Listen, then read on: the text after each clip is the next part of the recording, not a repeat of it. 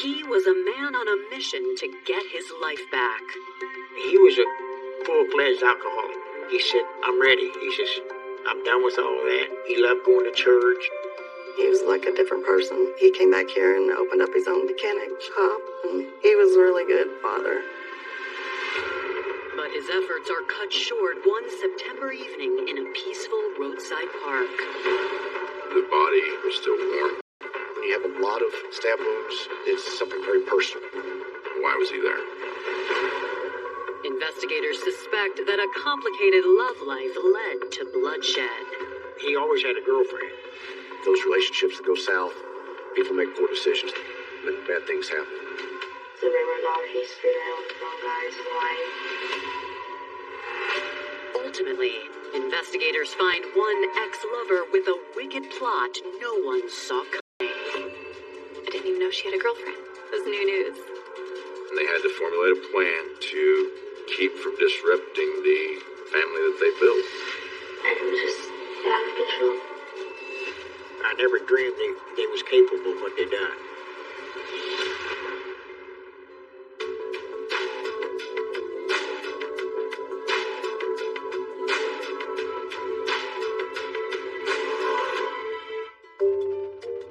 Ava, Missouri, a tiny town of just under 3,000 nestled in the picturesque Ozark Mountains.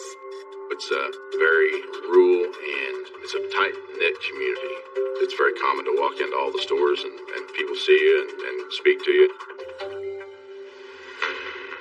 On September 10th, 2010, a call comes into the Douglas County Sheriff's Department just after 10:30 p.m. from a roadside park north of town. It's a very pretty little roadside park on Highway 5. It's very undeveloped. It's just a couple picnic tables and things like that. There was just two random people that had driven through the roadside park. They had stopped by, not to rest. As they were leaving, they were driving out and they observed a body lying in the road. Within minutes, deputies arrived to find a man face down in the road in a pool of blood. The first thing that was obvious to me was a gunshot wound to his left temple. The body was still warm when we first arrived, so we were quite confident that he hadn't been laying there very long. Deputies questioned the two people who called 911. They were searched and there was no firearms, there was no knives that were found in their vehicle or on their person. We were able to talk to them and find out They had driven upon the scene and called it in out of concern. Police checked the man's wallet for an ID and run the tags on the pickup truck parked nearby. Both belonged to 43-year-old Philip Taylor. he lived in an adjoining county. I contacted the sheriff in Wright County and asked him if he was familiar with him, and he was. The sheriff was able to come down and confirm, look at him and say, yes, that is Philip Taylor. Without a doubt, he knew him.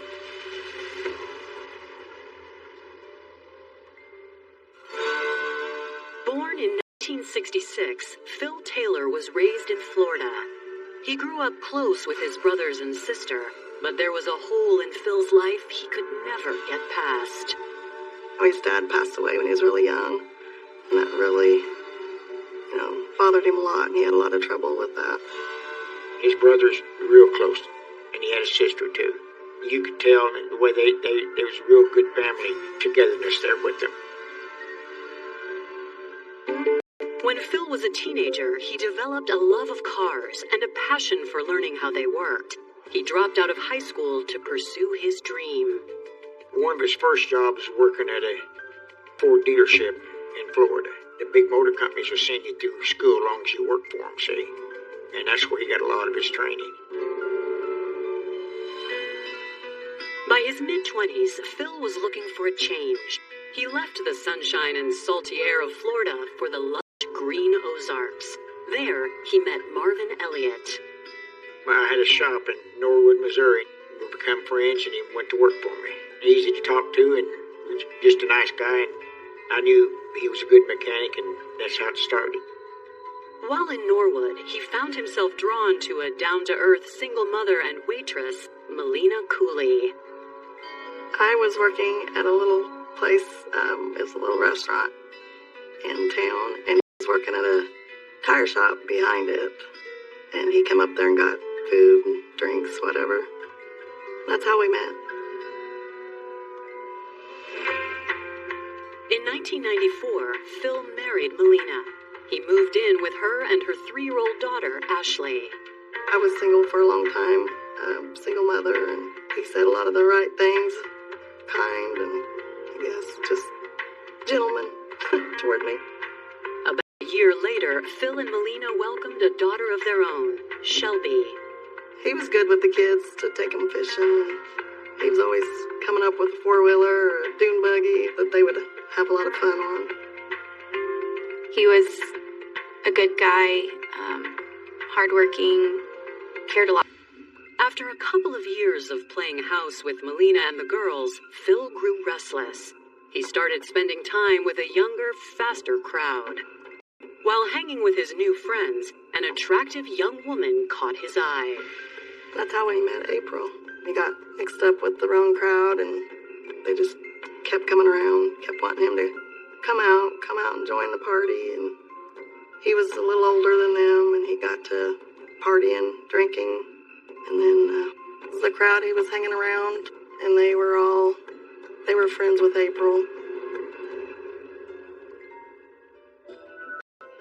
She was really young. I think he's close to 10 years older than her. It was clear to Phil that 17-year-old April had a crush on him. But it didn't take long for Phil to feel the same, and their affair began. She would sit and wait at the convenience stores, hoping he would come through town, just so she could see him. She just kept chasing him till she got what she wanted. She was adamant on getting him away from me. We'd try to get back together, and then she would be coming around. April Quick was an affair that he was having on the side. He even got her a place to live in Mansfield, basically for his side chick. Before long, April was more than Phil's side chick. He was in love with her. I got where I didn't trust him because she was always coming around, and so I was about a year and a half at their relationship. I was like, that's enough. And I was just like, okay, this is not good for my kids. So I eventually filed for divorce. In 1998, after a year and a half of Phil being unfaithful, Phil and Melina finalized their divorce, and Phil and April moved to Florida on a whim, leaving his family behind in Missouri. There, 18-year-old April became pregnant almost immediately. Phil struggled to transition from party life back to family life. He was a full-fledged alcoholic. I mean, he had to drink all the time. You know, when you become alcoholic, your priorities are not your family, most of them. They're getting that next drink, see. Not long after their first child was born, April became pregnant again. But as their family continued to grow, so did Phil's addiction. And by early 2001, it was worse than ever. He began to abuse drugs and alcohol again, and the relationship really went bad. He got so bad he had to do a major surgery, and it almost killed him. Eventually, they both moved back to Missouri, and she became pregnant with their third child. But once they moved out of there into another place, he began to abuse drugs and alcohol again. Eventually, Philip moved back to Florida, and she stayed in Missouri with the kids. After moving back to Florida, Phil spiraled, and in 2007, he missed child support payments, and it landed him in a Florida jail cell. After he'd been arrested and put in jail, it's like it dried him up. They got drug-free, and he was like a different person. And that's when he came back here. A newly clean and sober Phil vowed to Melina and April that he was ready to be the father his 5 children needed him to be. He had a tunnel vision of what he was going to do, and it was for his kids. He had his mind right on track. He just concentrated on working and doing good things. He loved going to church. He reached out to my mother and wanted to try to build a relationship with me again, and so he started emailing me and just kind of grew from there. He tried to make up for lost time and tried to get close to Shelby. He was like a different person. he came to open up his own mechanic shop and was doing really good. But 5 months after his move back to Missouri, Phil's fresh start comes to a tragic end at a remote roadside park. His wallet had been taken out of his pocket. There was blood transfer on his pocket, and the wallet was laying between his legs, so it appeared that somebody had robbed him. But when investigators take a closer look at Phil's body, they make a disturbing discovery. You seen the gunshot wound to the head. Then as we started examining and looking at things closer, there were stab wounds to the back of the head. Well, it obviously was attacked from behind, which kind of led me to believe that there was two people. You know, maybe he was talking to someone and then someone jumped out from hiding and attacked him from behind. Was the robbery a cover-up to hide a more cold-blooded motive? There was 2 stab wounds to the chest. There were several to the back of the head. One of his elbows, one of his forearms. Generally, when you see that type of aggression, you have some type of personal connection. Coming up, had Phil gotten mixed up with the wrong woman? He had a new girlfriend. Her name was Tammy. But she was still married at that time. And investigators discover that a dead man's cell phone is still on the move. Towers. We were able to see that phone definitely tracking south. More than likely, whoever has this phone was involved in the murder.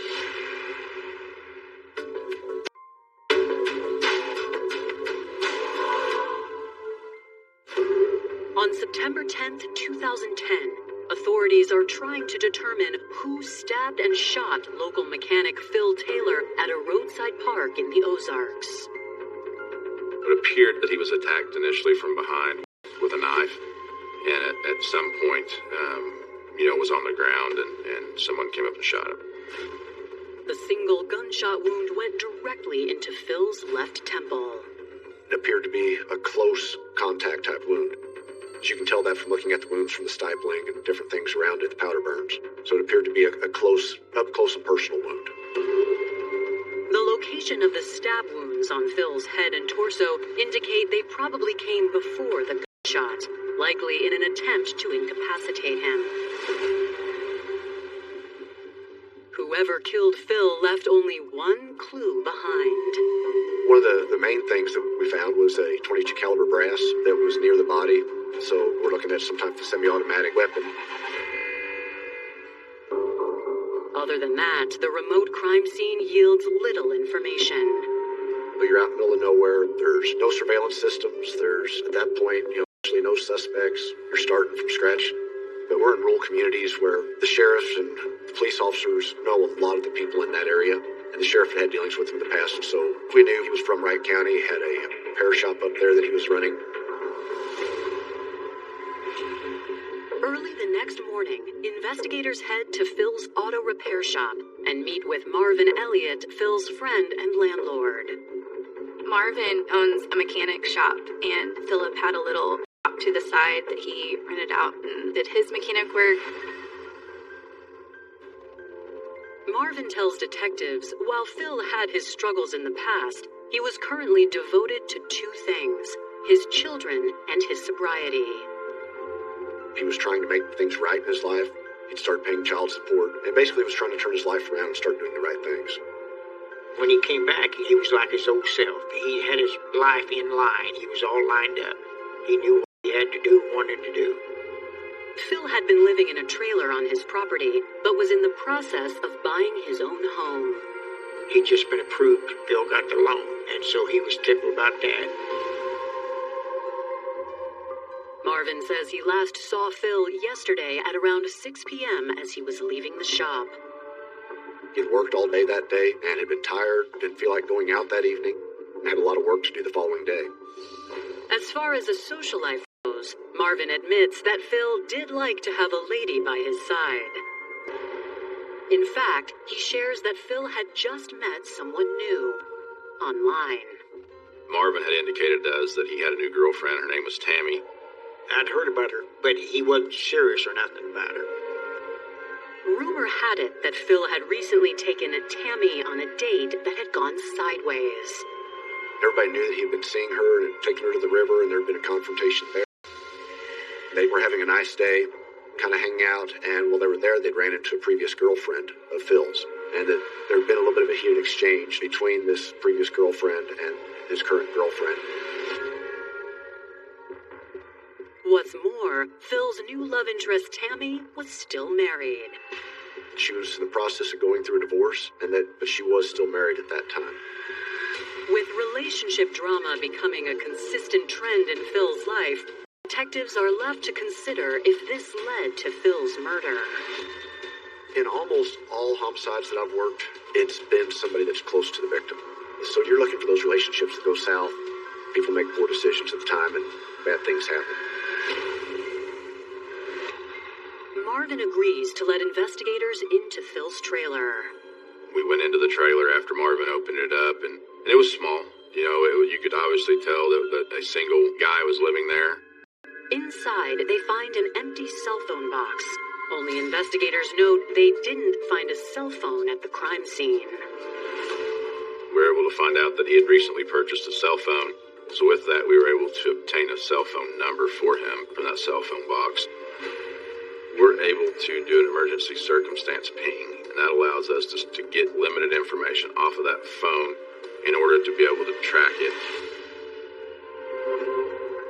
As investigators continue to search the trailer, they discover another clue. A post-it note with the name Tammy written on it. As it had her name on it, then there were handwritten directions to her house in Marshfield. Just before they leave, investigators find something else.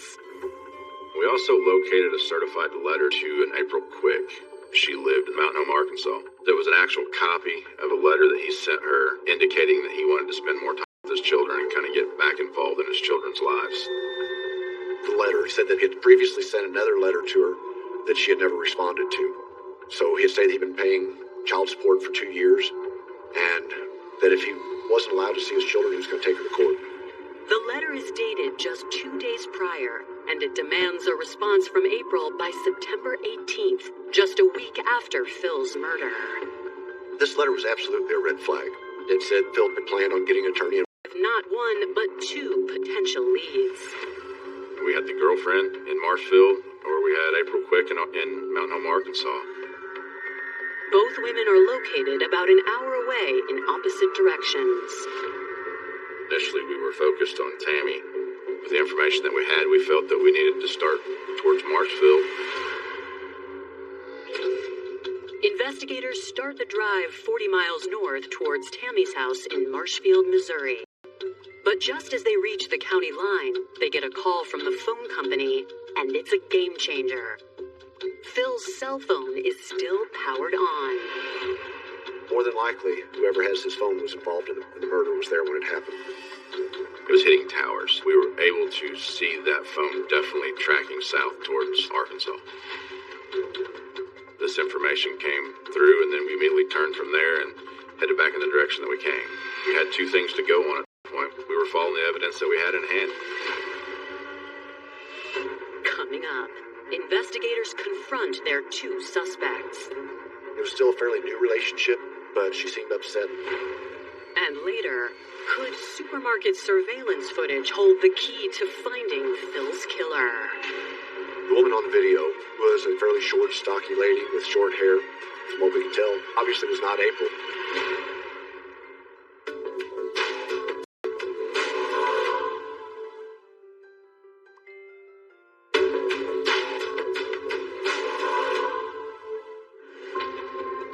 Missouri investigators looking into the murder of Phil Taylor are following 2 leads. Phil's current love interest, Tammy, and his ex-girlfriend, April Quick. But the investigation takes a sharp turn when they discover Phil's cell phone is powered on and moving south towards Arkansas. April Quick lived in Mountain Home, Arkansas. While Missouri detectives have yet to rule Tammy out as a person of interest, they also put out a bolo for April Quick.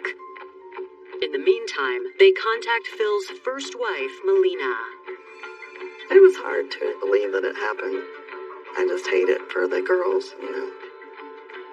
Sad to see the pain, but, you know, from him basically leaving their life twice. Last time, permanently. She was, in a decent relationship with him, and they talked occasionally, and she was fine with him seeing her daughter.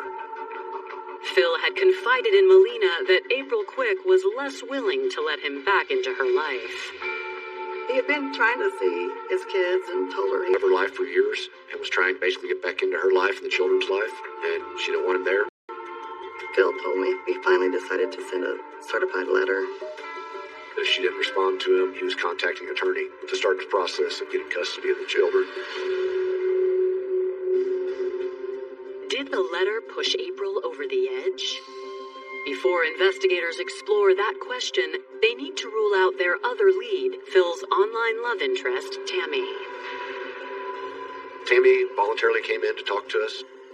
I mean, it was still a fairly new relationship, but she seemed upset that he was gone, and the relationship had been good. There was no problems. They had plans for the weekend after he was killed, and she'd been trying to call him, and he hadn't contacted her back, and she was worried about him. But detectives' previous suspicions about Tammy subside when she explains her whereabouts the night of the murder. I think she had an alibi for where she was that night that we were able to check out. There was no red flags at all during her interview, nothing that caused me to think that she had anything to do with it. Investigators receive Phil's phone records for September 10th, the night of his murder, and immediately notice 2 incoming calls at around 9:30 p.m. There were 2 phone calls from an 870 number. That was an Arkansas number, so we wrote a search warrant to obtain the information on the phone. We learned that phone was a track phone out of Arkansas that was bought at a Walmart. The Walmart is just minutes from the home of April Quick. So we sent officers to that Walmart to try to identify who had purchased the phone. They were able to obtain video surveillance of the lady that had put those minutes on the phone. The woman on the video was a fairly short, stocky lady with short hair. When investigators compare the woman in the footage with April Quick's driver's license photo, they are in for a surprise. We could tell it obviously was not April, so we need to identify who this person is. April, of course, is on the radar. She's moving towards the front of the list, but we still need to figure out who this other woman is and what relationship she had with Philip Taylor and why she's contacting him. Hoping to catch a break, the investigators send a still from the surveillance video to the Mountain Home Police Department. It didn't take long before an officer looked at it and he said, "That is Amy Herring." In fact, I was just called to her house where they reported some money and jewelry and a .22 caliber pistol stolen from residence on Friday night, the same night that Phil was murdered. We had a .22 casing at the scene, and now we have a person the same night of a murder reporting a .22 pistol stolen. The officer has more to share. That officer also knew that it was April Quick and her children that she had with Philip Taylor and Amy Herring. That kind of helped tie a lot of things together as far as what the relationship is and why she had in contact with Philip Taylor. Between the phone evidence and the stolen .22, investigators feel they have enough to pay a visit to April Quick. At this point, we've been able to rule out any other names that have came up, and right now I think that the evidence is 100% leading towards April Quick and Amy Herring. On September 14th, 4 days after the murder, investigators contact April Quick for an interview. April voluntarily came to the sheriff's department. We were following up on Philip Taylor's death, which, of course, she'd heard about. When they sit down with April, she is eager to talk about her relationship with Phil, one that she says began when she was only 17. She started a relationship with him, unaware that he was married to Melina Taylor at the time, is what she said, but that he'd gotten her a place to live in Mansfield, and that they continued their relationship for quite some time. Was he dope with that? Pretty heavy? He wasn't when we first got together. He was just totally alcoholic. Totally alcoholic. April claims that after they moved to Florida, Phil's drug use escalated and he became abusive. He would smack me, hit me, shove me into the wall. He threw me into a brick wall and fractured my hip. And then somehow he managed to make me feel like it was my fault. Once she became pregnant for the third time, April dumped Phil and headed back home.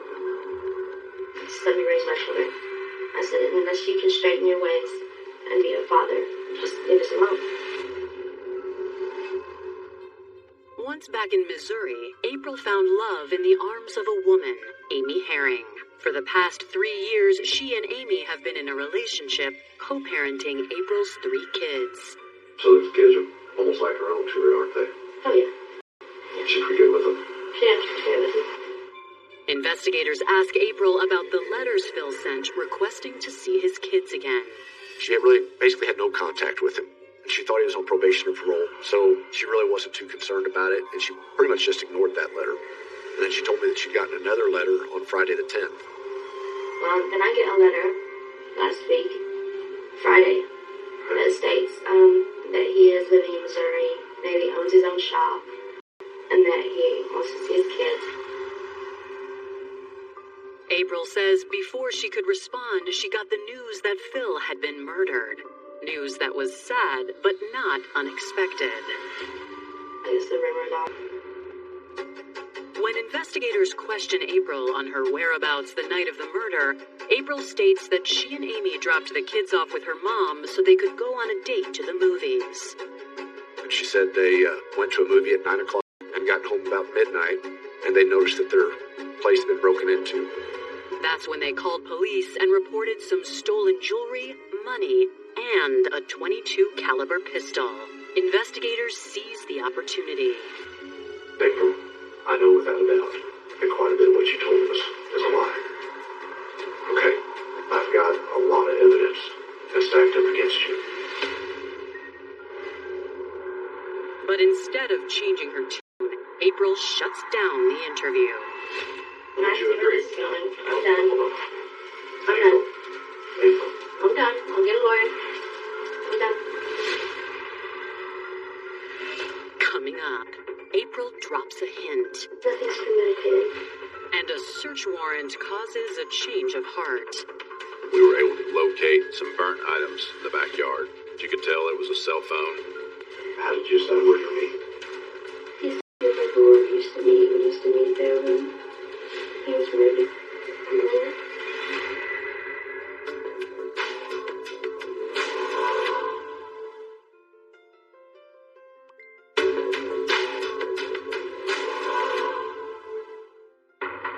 Investigators are interviewing April Quick about the murder of her ex, Phil Taylor, when she suddenly asks for an attorney. Right before she leaves the room, April makes an offhand but revealing comment.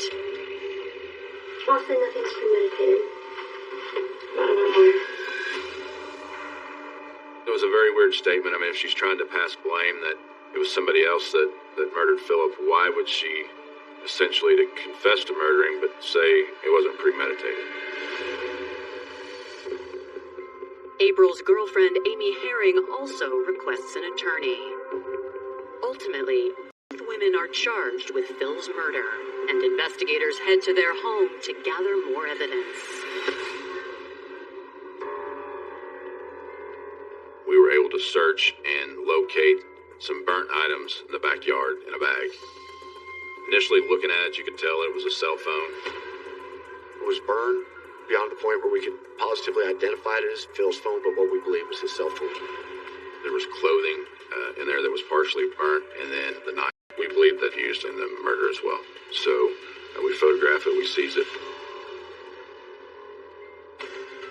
Before heading back to the station, Arm's alibi. We went and obtained the video surveillance from the movie theater, and they were not at the movie.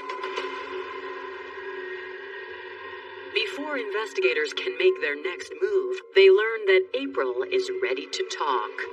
If you want to talk to us about what happened, we're here to listen. I don't know what I'm supposed to do.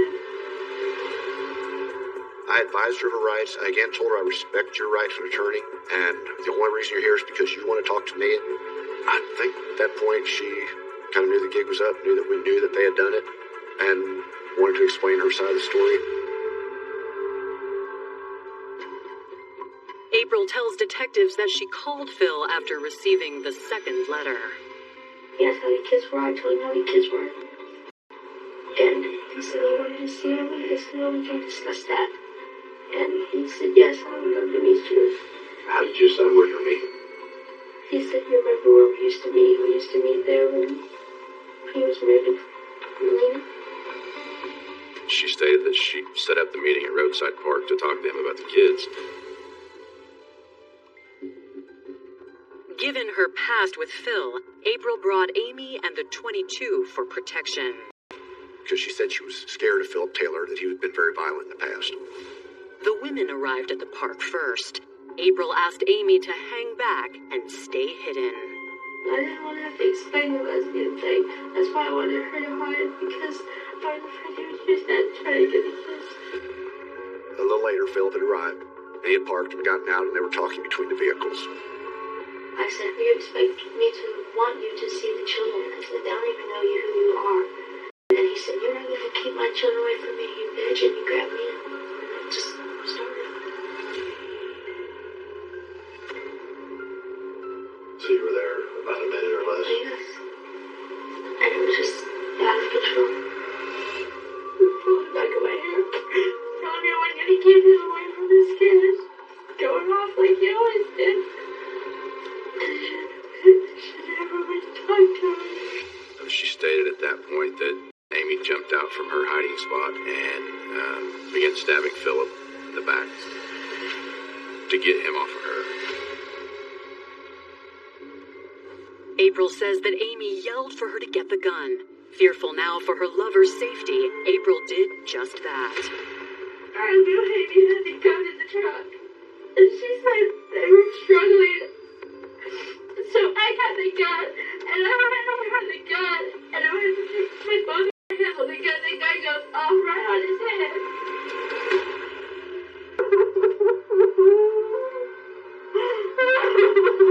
It wasn't planned.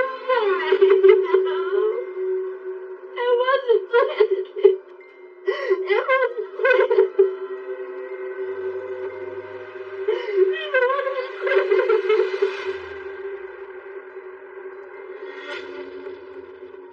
April says afterward, they took the cash from Phil's wallet to make it look like a robbery. They also took his cell phone.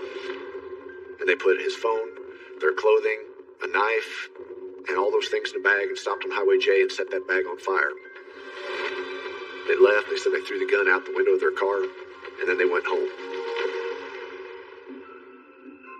The next day, April grew concerned that someone might find the bag with the burnt evidence. She returned and brought it back home. We've seen that several times in cases where people burn evidence related to the crime, and we're able to sift through that and find out that they were connected to the crime. The thing that did surprise me is that they took it back to their house. The knife, the phone, all that. You burnt the knife too. She had everything in the bag. It's burned. I just picked it up, but it didn't burn. And I get home. Okay. When you get home, whose idea was it to report the gun and stuff stolen? It was hers, but I agreed to it. April also confirms the knife found was the one used in the attack. Investigators finally have a confession, only it doesn't quite match the evidence. I felt that she was being somewhat accurate with most of the information that she was providing us, except everything with the gunshot. The gunshot wound evidence indicated that it was made at close range, and for her to be merely grabbing a gun from a vehicle and handing it to Amy, and it just accidentally goes off, did not meet the evidence that we were looking at. Then, investigators learned that they might have one more shot at getting the truth. The detention officers there at Baxter County came up and told us that Amy Herring would now like to speak with us. Coming up, Amy takes the fall for her lover. I stabbed him until we hit the ground. Then I shot him in the head. And investigators must determine, was this self-defense or cold-blooded murder? They didn't contact the authorities. They tried to destroy all the evidence in this case.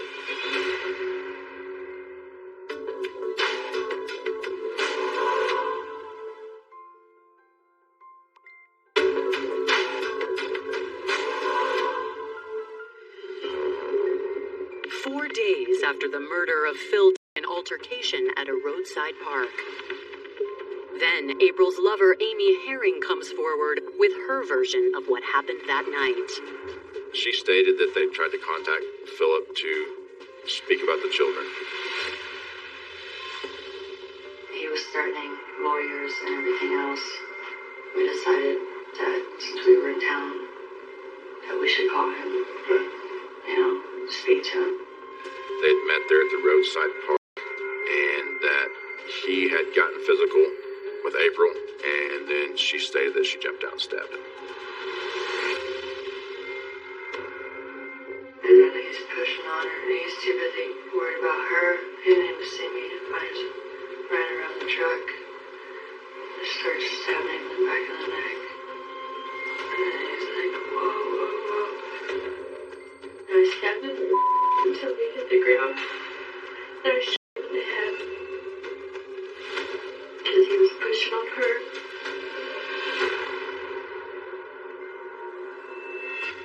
April had told one of the other guys that you had told her to get the gun, and that both of you guys had a hold of the gun when it went off. She didn't have a hold of it. She didn't. Maybe I did tell her to get the gun. I don't want to answer that because I don't remember. She made a lot of statements, basically volunteering her guilt, but not giving the whole story.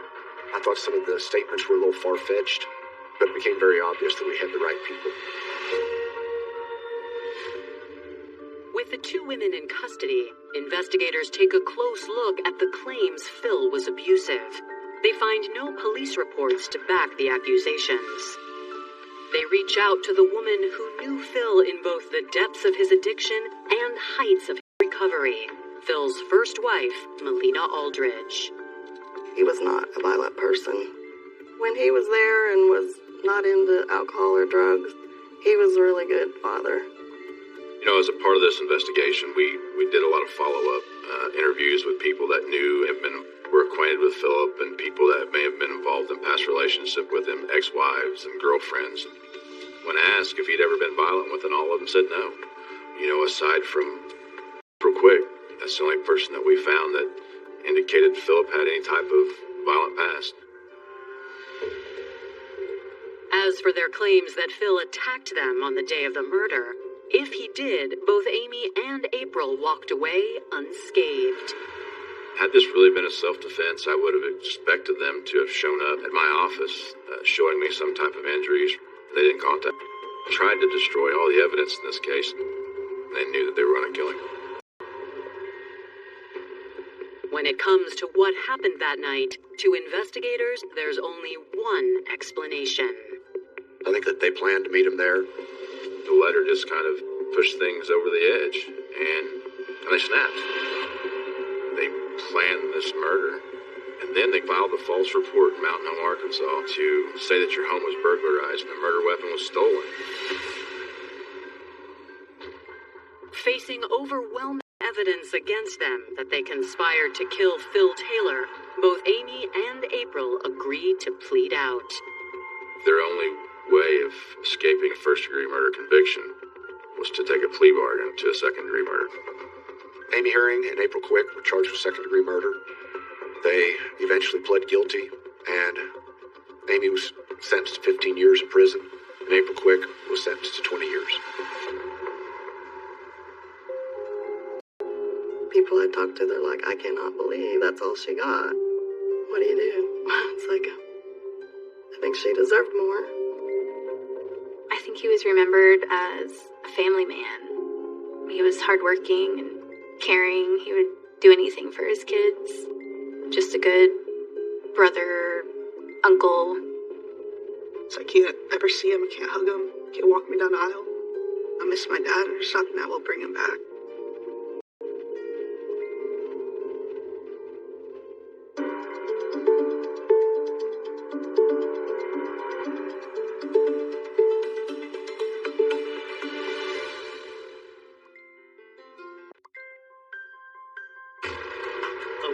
Second chance at love ends in death.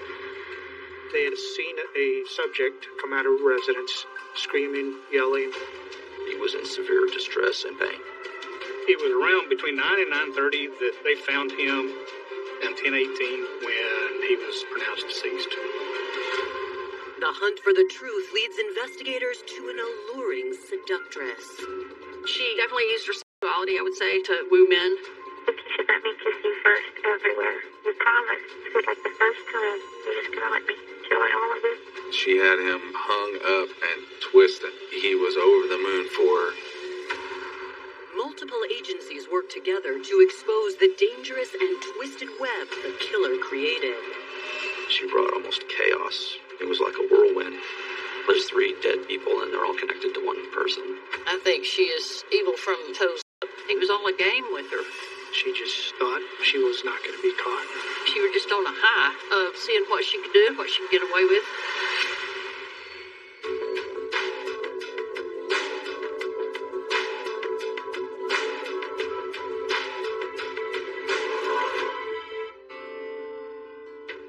San Angelo, Texas, a former frontier town located deep in the heart of the Lone Star State. We're 3 hours from Lubbock, Texas, to the north. And to the south, we got San Antonio.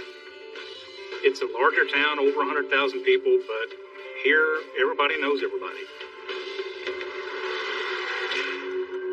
On February 16th, 2009, all was quiet as usual until just before 9:30 a.m. when a call comes into the San Angelo 911 dispatch center. The female caller reports that she and a friend were driving when they spotted a man in distress in the front yard of a home. They had seen a subject come out of residence, screaming, yelling, and then shortly thereafter, the subject collapsed. There were 2 ladies. They stopped to see what they could do to help. The woman reports that her friend is attempting CPR, but despite her efforts, the man is deteriorating by the second. She realized that he had stopped breathing. At that point, we had dispatched medical personnel, fire department, to respond to the scene. Paramedics arrive and take over the life-saving efforts. He was transported by ambulance to our Trauma 1 hospital here in San Angelo. After arriving at the ER, the patient succumbs to the mysterious affliction. It was around between 9 and 9:30 that the ladies had found him, and I believe it was about 10:18, something like that, in the morning when he was pronounced deceased. So a very short period of time. Since he wasn't seen by a physician, the patient's passing is categorized as an unattended death. In Texas, anytime there's an unattended death not being treated by a doctor, then they will call the Justice of the Peace. It's an old office in Texas.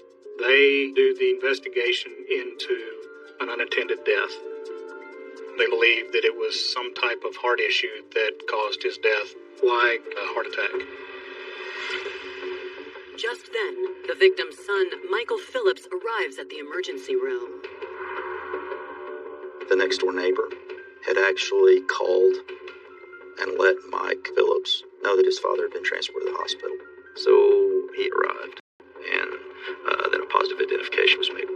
Michael speaks with the Justice of the Peace, who shares the devastating news that his father, James Bud Phillips, is deceased. Michael is in disbelief.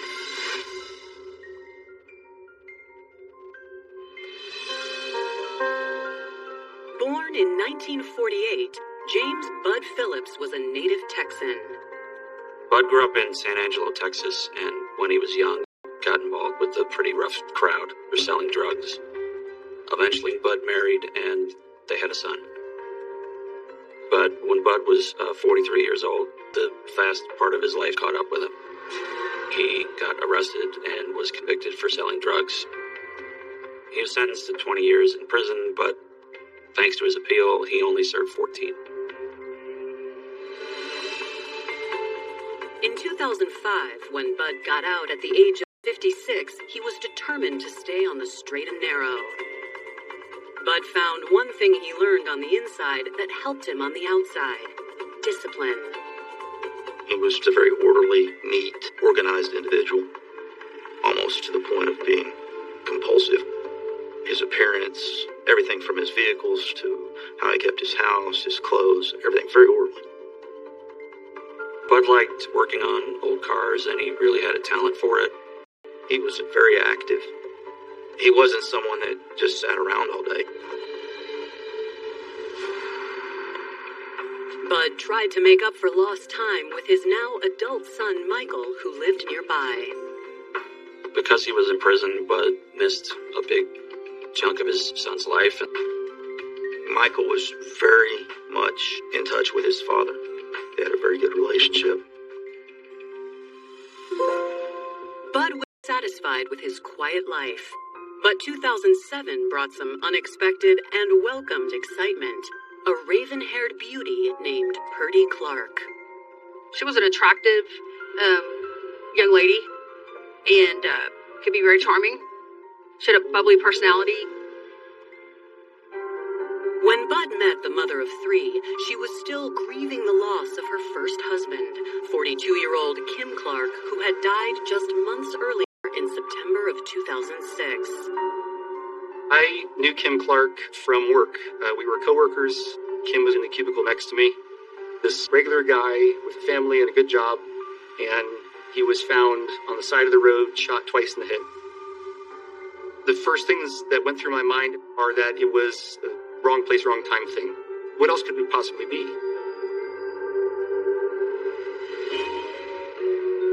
The murder was still under investigation when Purdy met Bud Phillips. Purdy just lost her husband a few months earlier, and Kim has a twin brother named Tim who filed a civil suit to get the boys away from Purdy. When she met Bud, he really filled a void in her life. Despite the almost 30-year age difference, Bud and Purdy were swept away by their romance. It was like a whirlwind. They couldn't separate from each other once they began their relationship. Just a few months later, Purdy moved into Bud's home. They lived together for a period of time. They consider themselves husband and wife, but not legally married. The couple hoped for a long and happy life with each other. But now, 2.5 years after the death of her first husband, Purdy is grieving another loss. After being rushed to the ER on the morning of February 16, 2009, 60-year-old Bud Phillips is pronounced dead from what doctors believe to be a heart attack. A male subject that age, it's highly likely that he could have had a heart attack or some other medical episode. However, Bud's loved ones insist there must be another explanation. Michael did not believe that Mr. Phillips had died of a cardiac arrest. While he was 60, he carried himself as being much younger. He was in very good physical condition. Michael requests an autopsy on his father. A test. It would enable him to find out if there was another reason for an autopsy. The following day, before the results of the blood test are back, San Angelo police get a call from Bud's son, Michael. Michael reports that his father's ex, Purdy Clark, is at the house, declaring the house belongs to her. The son was at the dad's house cleaning it out, and she showed up, I guess, to claim the house, essentially. So now there was a disturbance between Mr. Phillips' family members and Miss Clark, so much that the police were notified. Coming up, a detective makes a disturbing connection between Bud's death and the cold case. The next thing we know is one of the main suspects is dead. And a mysterious letter to police creates more questions than answers. It was addressed to the chief of police. He placed in a letter that he was responsible for his death. They just didn't believe that was an authentic letter admitting to the crime and then the suicide afterwards.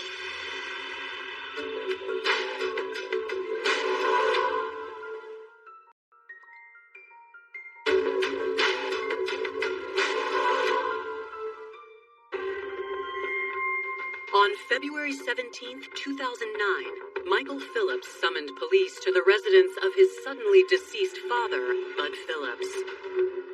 Bud's son tells officers that his father's ex, Purdy Clark, is trying to claim his home.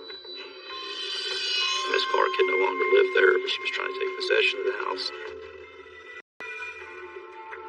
Purdy insists to police that her long-term relationship with Bud gives her the right to ownership of his home following his death.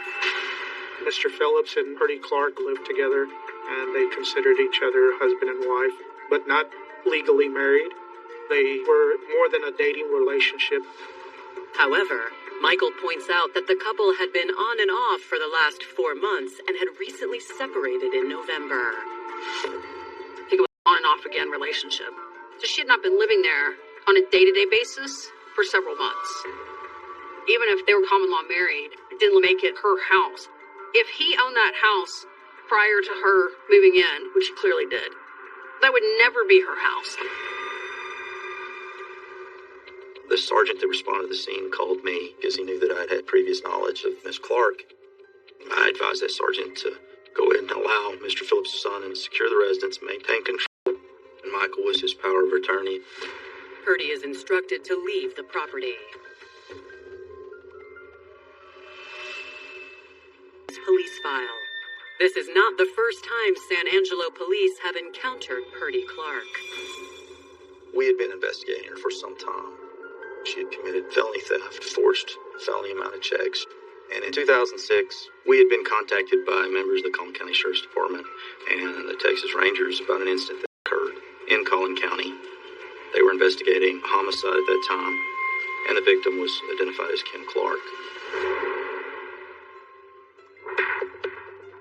On September 14th, 2006, Kim Clark, Purdy's first husband, was reported missing.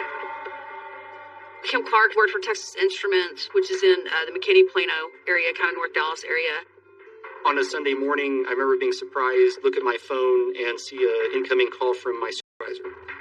Of course, I answer it right away, and my supervisor asked me, hey, have you seen Kim? Kim's, apparently he didn't come home after work on Friday, and do you know anything about where he could be? And of course, I'm shocked. I remember thinking, is this a prank Kim is pulling? When police questioned Purdy back in 2006, she claimed the last time she saw her husband was the night before he went missing.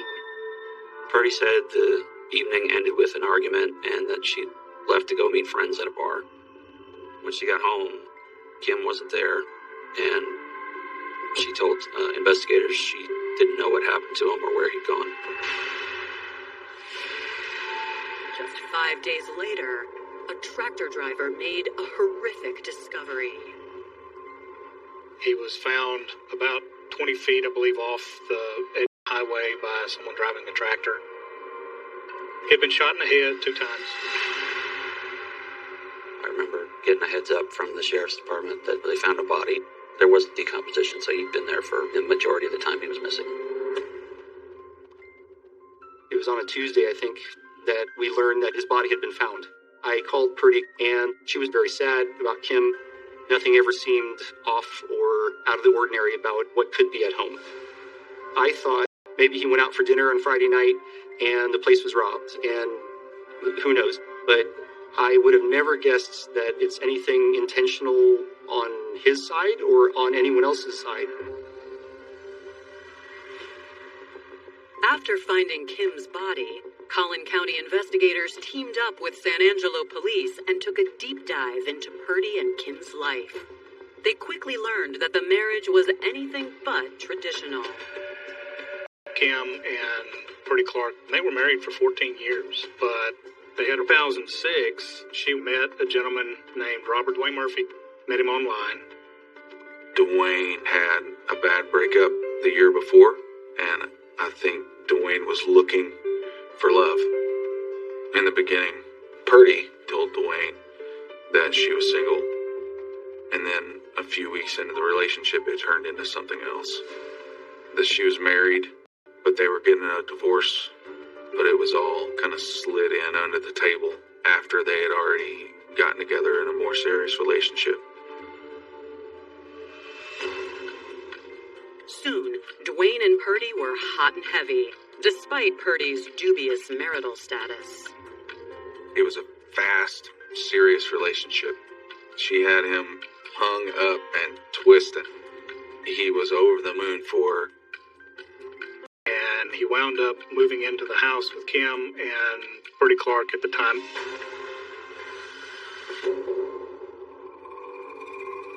When police questioned Purdy and Dwayne, they both deny any involvement in Kim's murder. Purdy Clark and Robert Murphy soon became prime suspects in Kim Clark's death. A month later, detectives looking into Kim's murder found themselves at an impasse. But the haze of suspicion around Purdy thickened when Dwayne Murphy also turned up dead on October 16th, 2006.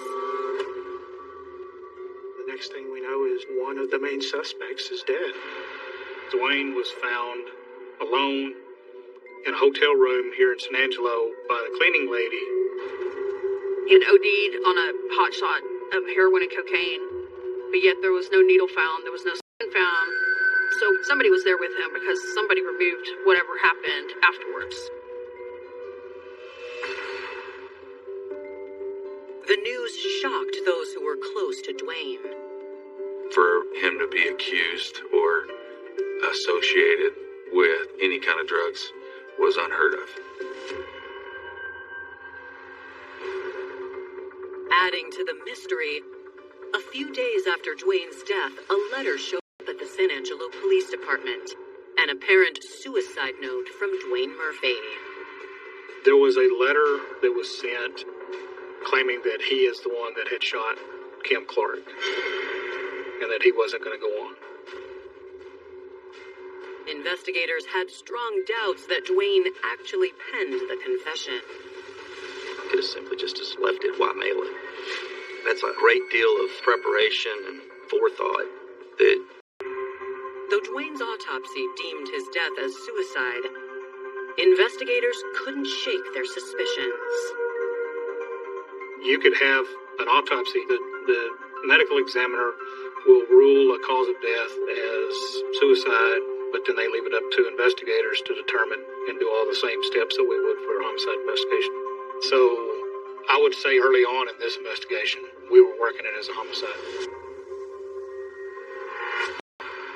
For 2 years, suspicions surrounded Purdy, but with no clear evidence tying her to Kim's murder or Dwayne's mysterious death, she has remained a free woman. Purdy Clark was and still remains to be a person of interest. She's the common link between her husband and Mr. Murphy, who are both deceased. From the investigator standpoint, it looked like Purdy wanted to murder Kim for his money, and she also murdered Dwayne because he knew too much about Kim's murder. Now, less than 3 years later, the 31-year-old is back in detectives' sights as they learn of Purdy's connection to Bud Phillips and her attempt to cash in on his death. Knowing her history, we need to look into this as a murder. There's 3 dead people, and they're all connected to one person. Everything just leads back to her. Coming up, new details emerge about Purdy and Bud's romance. The relationship was there to take advantage of Bud Phillips and take advantage of his finances. And later, the prime suspect goes missing. We had no idea where she was. She told me she was going to town to get something for supper. She'd be right back. She never came back.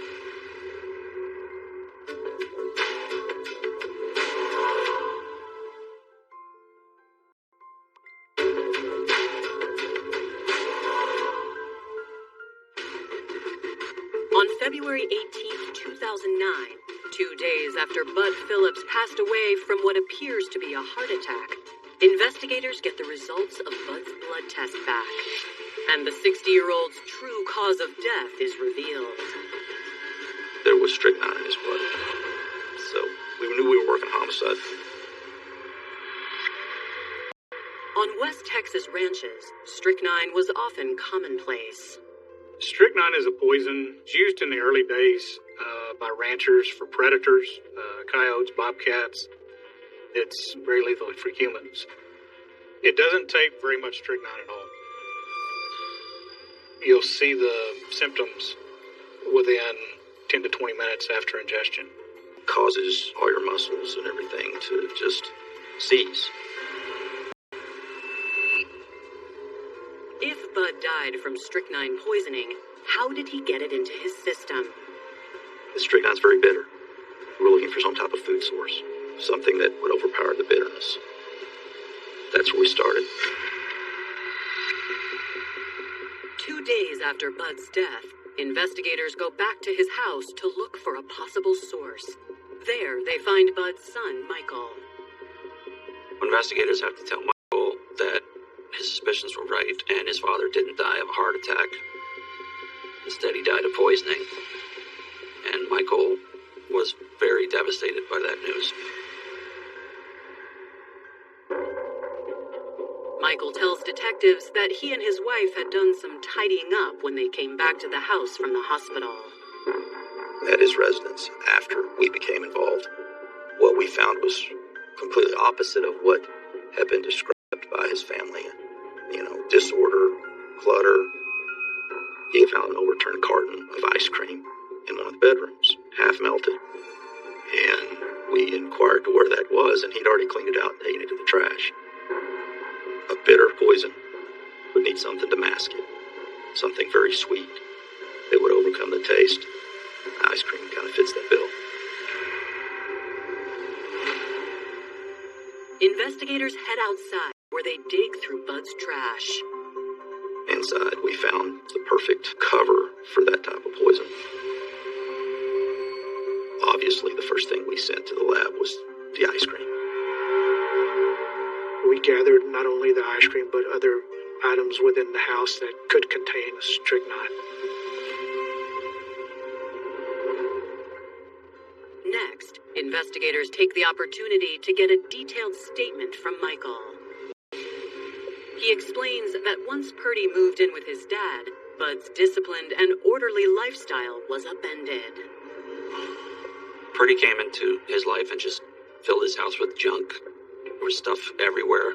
This caused a lot of arguments since Bud liked keeping things organized, but even with that, Bud didn't see that as a reason to leave Purdy. She was able to woo anybody, and I think that's probably what brought those two together. In the investigation, we learned that it seems that she had some amount of allure or attraction that people just drew to. Michael reports that about a year earlier, while still in a relationship with Bud, Purdy made a property that his mom had needed him in Mason, Texas. Michael recently found out Purdy reached out to a real estate agent in Mason and was trying to sell that, saying that the property was given to her by Bud. Once it got closer to the property being sold, it kind of fell through because there was really not a way for her to prove up that she was the actual owner. She'd never told Bud about trying to sell the property. Eventually, Bud's family got word of the attempted sale. Since then, they've questioned Purdy's intentions. What they suspected is the relationship was there only to take advantage of Bud Phillips and take advantage of his finances. She tried to sell some property that didn't belong to her, so again, what they suspect is money could have been the motive. The next day, test results provide a vital clue in the case. The chemist at the Tarrant County Medical Examiner's office told us that there was a lethal dose of strychnine in the chocolate ice cream. It was a huge break, because now we knew how it got into Bud. Investigators can prove that the strychnine was in the ice cream, but now they need to prove that Purdy gave it to him.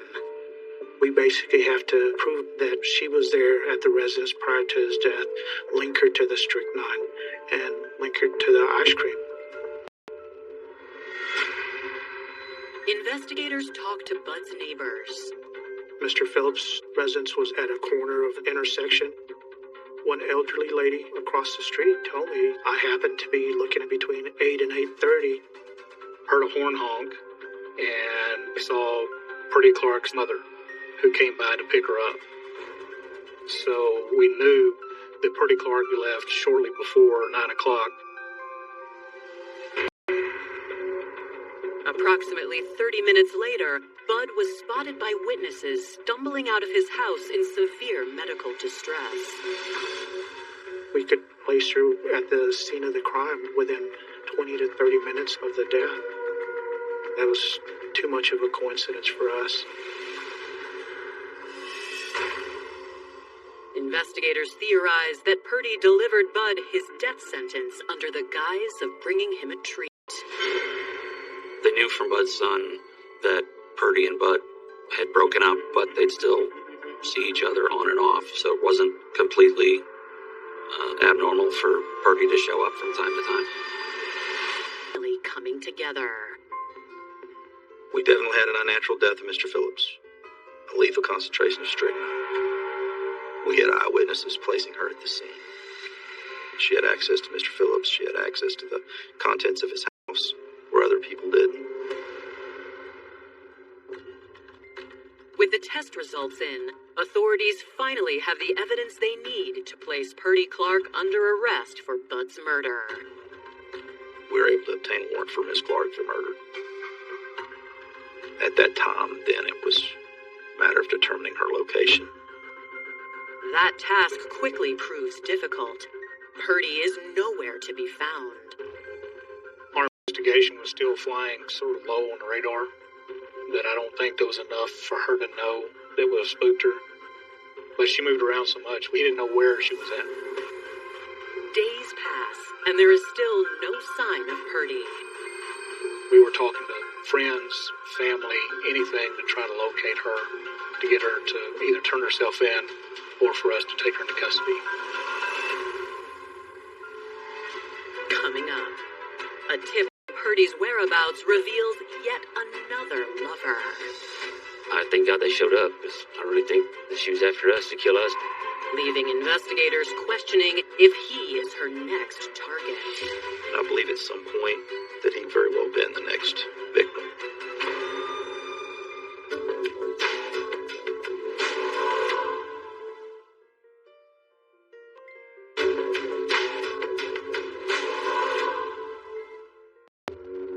Investigators in San Angelo, Texas, believe that 31-year-old Purdy Clark poisoned her ex by putting strychnine in his ice cream.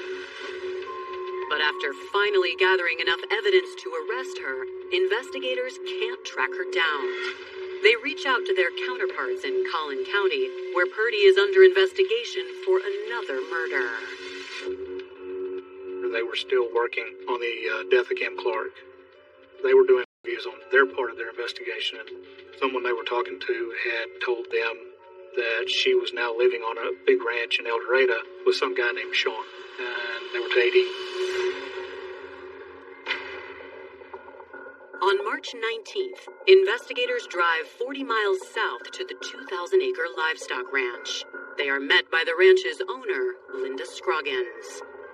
They asked me if I knew Purdy, and I said, yeah, you know. I said, she's living over there with my son. Linda says that Purdy has been in a romantic relationship, but Linda says that neither Sean nor Purdy are home. Linda contacts Sean and hands the call over to investigators.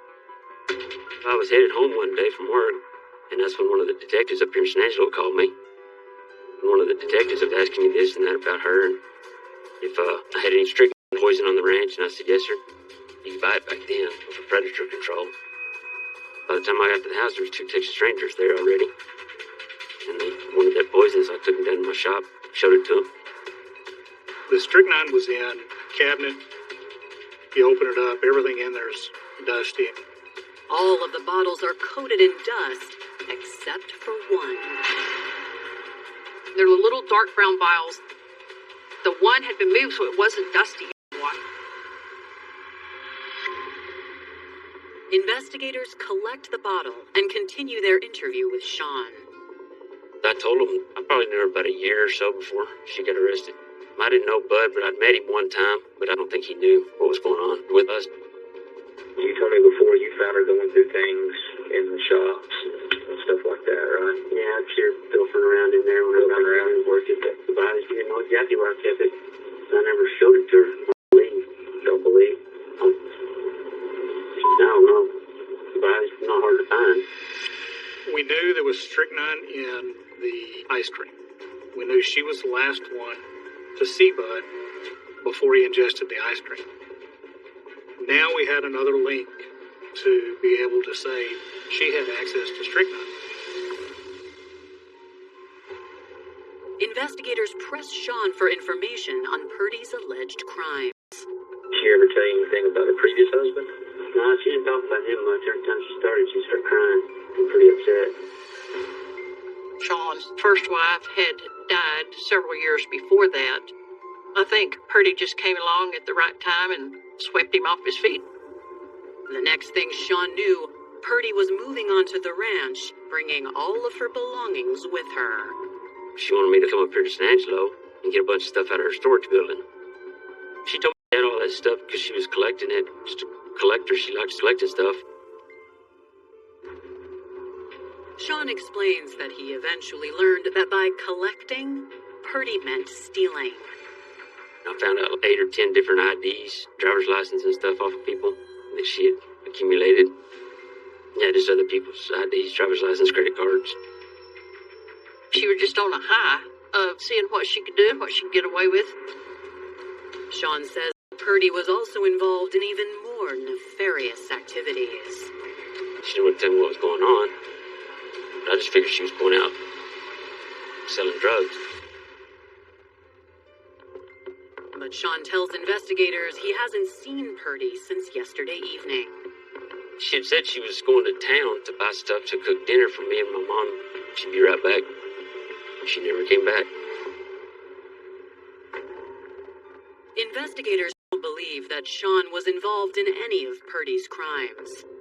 In fact, they think it's more likely that Purdy's promise of a home-cooked meal could have been his last. We could all see a pattern develop that we had seen previously. And I believe at some point that Mr. Taylor could have very well been the next victim. I thank God they showed up, because I really think that she was after us to kill us. Stolen a bunch of stuff. Maybe to keep me quiet because she got the strychnine off of me. There's no telling what was going through her head. As investigators are talking with Sean, his phone starts ringing. Purdy is on the line.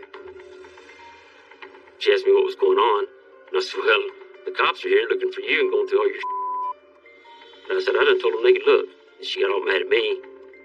The cops asked me if that was her, and I said, yeah, that's her I was talking to. And they said, where is she? And I said, I don't know, but I'm guessing she's in Dallas. She was going back and forth to Dallas, buying drugs to sell them.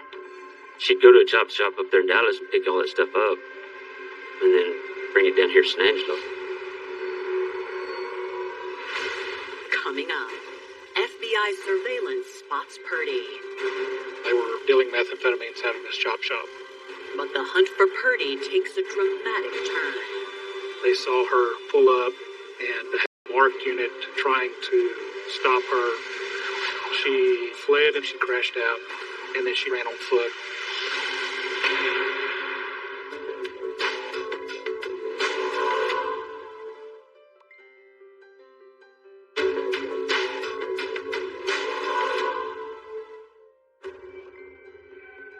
Purdy Clark has been dodging San Angelo police for more than a week since they got a warrant to place her under arrest for the death of her ex, Bud Phillips. Now, Purdy's new boyfriend shares details with police about a chop shop in Dallas where she may be picking up drugs. As it turns out, the shop is already under surveillance by the FBI. There was an active federal investigation into this chop shop, and they were dealing methamphetamines out of this chop shop. San Angelo police alert the agents to be on the lookout for Purdy. A month and 5 days after Bud's murder, they spot her.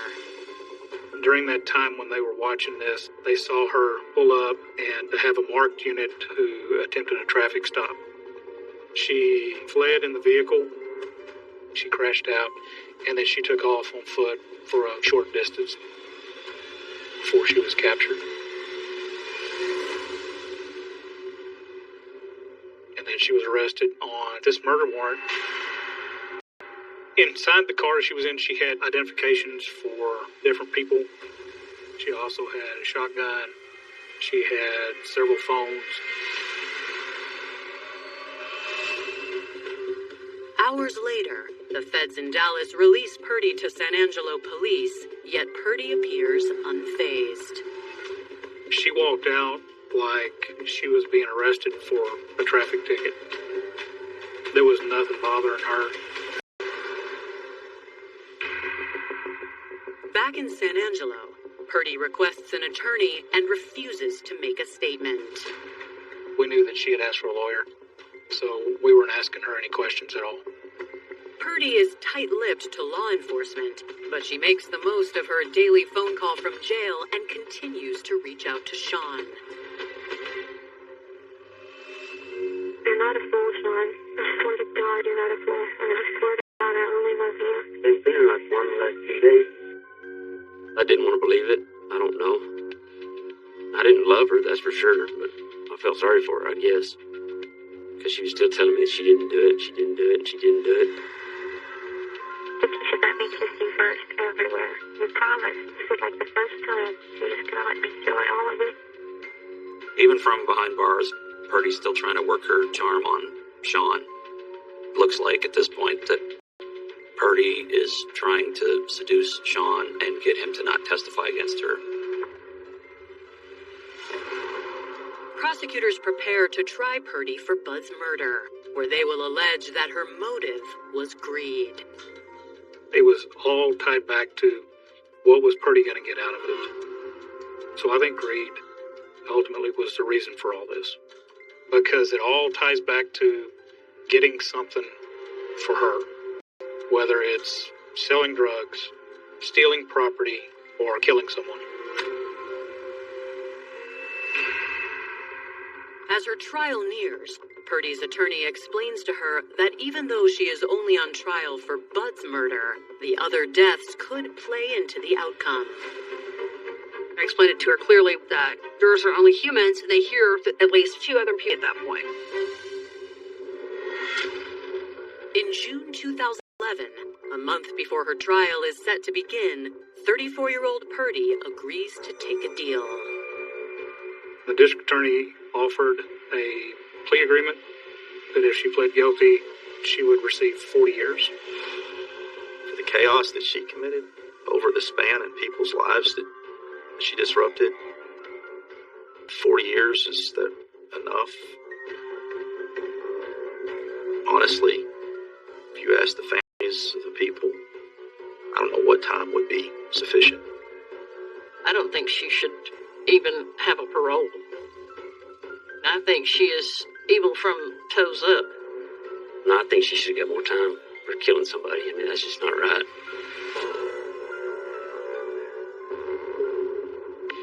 Purdy will be eligible for parole in 2029. That is, if she doesn't face additional murder charges before that. We have Kim Clark's murder still active. Dwayne Murphy's death was changed after a while by the Justice of the Peace from a suicide to a homicide. And I know that case is still active. It's a cold case, but it's still actively being investigated. At some point, I think Purdy might be there to answer to it.